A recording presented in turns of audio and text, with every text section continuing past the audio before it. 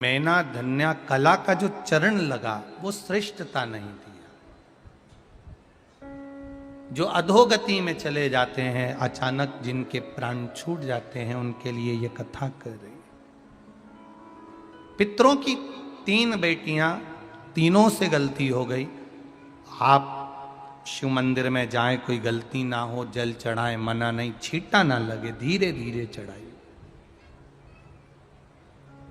और एक बात अच्छे से ध्यान में रखिएगा, शिव मंदिर से जब भी वापिस आए, जल चढ़ाकर अपना फर्ज पूरा अदा कर कर।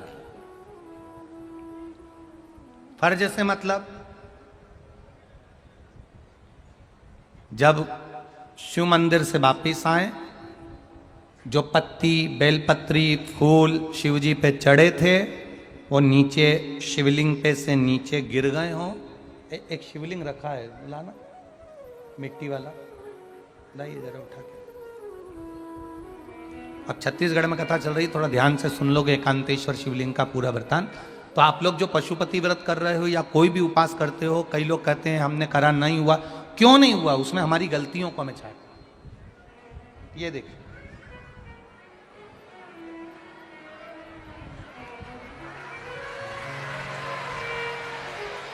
अब जैसे ये शिवलिंग रखा है, आपने जल चढ़ाया, अब जल आप यहां से चढ़ा रहे हो तो धीरे धीरे धीरे धीरे चढ़ाएं, जिससे छींटे बाहर ना, यहां तक छींटे रहे ना, जलाधारी तक चलेगा, बाहर ना गिरे। और एक बात का स्मरण रहे,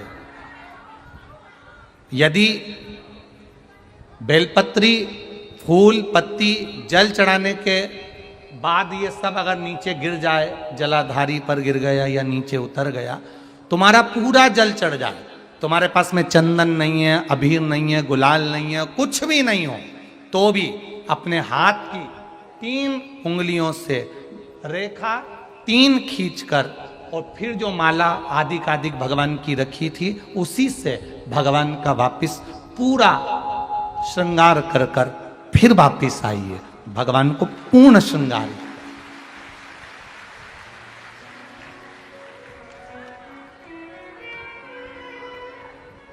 भगवान का पूर्ण श्रृंगार कर कर आइए। कई लोग जल चढ़ाने के बाद में भगवान का जो फूल पत्ती नीचे रखी रहती है, आप, हम ये नहीं कह रहे कि आप अपने घर से लेकर जाओ, आपके पास में कुछ नहीं, 1 लोटा जल चढ़ाओ।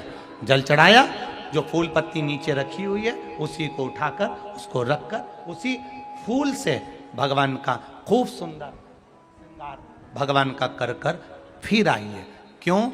शिव का जब हम श्रृंगार कर कर आते हैं, माता पार्वती जी ने देव अधिदेव महादेव का श्रृंगार किया है, आप लोगों के स्मरण में होगा। राम जी ने माता जानकी का श्रृंगार किया है। रामचरित सुनिए कथा, रामायण सुनिए, आप लोगों ने रामायण सुनी होगी, तो उसमें माता बैठी हैं शिला के ऊपर और भगवान राम उनका श्रृंगार कर रहे हैं। एक कौवा आता है, वो चोंच मार कर जाता है, ये सारा वृतांत आप लोगों ने श्रवण किया है। तो राम जी माता सीता का श्रृंगार करते हैं, भगवान कृष्ण राधा जी का श्रृंगार करते हैं।